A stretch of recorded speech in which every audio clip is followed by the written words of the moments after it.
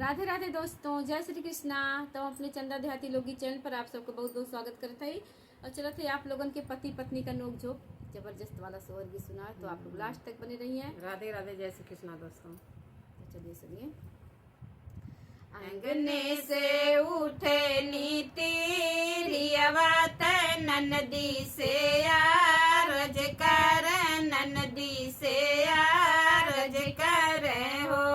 ननदी कही देती हुआ पाने बीरन से घर आके चला आवे, घर आके चला आवाई हो।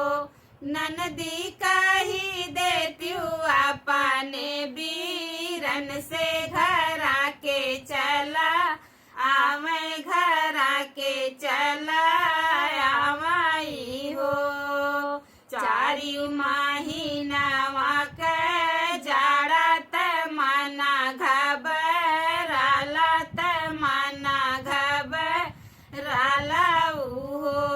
ननदी कही देती हुआ पाने बीरन से घर आके चला आवे, घर आके चला आवाई हो।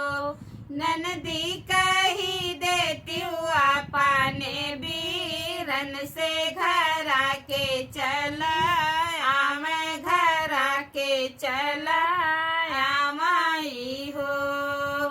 सुन लेती हूँ दुलारी बाहिनिया तू भाऊजी से, कही देती हूँ भाऊजी से, कही देती हूँ बहनी भेजी दे बगत्ता से राजैया, घर आके नहीं आई बे, घर आके नहीं आई बे हो। बहनी भेजी दे बगत्ता से राजैया, घर आके नहीं आई बे, घर आके नहीं आई बे हो। त्यू नाना दी गो साई तू मोरी ठाकुर आईन, तू मोरी ठाकुर राइनी हो। ननदी कही देती हुआ पाने बीरन से लाला न बड़ा रोवत पापा कही बोलावत, पापा कही बोलावाई हो।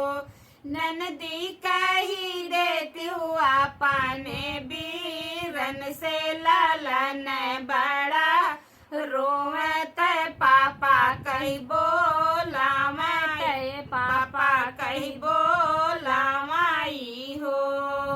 सुन लेती हूँ दुलारी बाहिनिया तू भाऊजी से, कही देती हूँ भाऊजी से, कही देती हूँ बहनी भेजी दे लालन के खेलमना, घर आके नहीं आई बे, घर आके नहीं आई बे हो।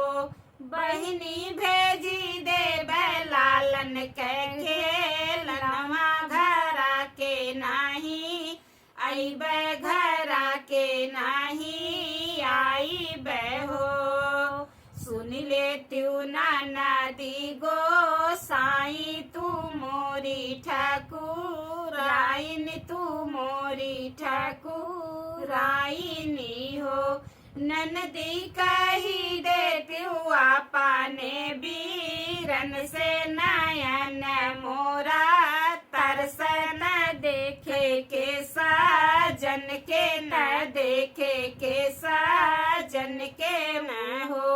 ननदी कही देती हुआ पाने बीरन से नयन मोरा तरसत देखे के साजन के, देखे के साजन के हो।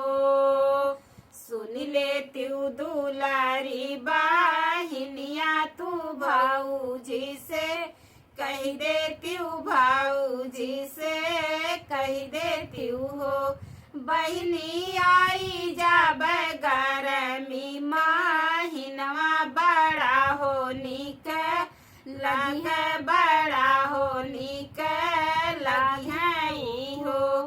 बहनी आई जब गरमी माहिनवा बड़ा होनी के लग बड़ा होनी के लगई हो।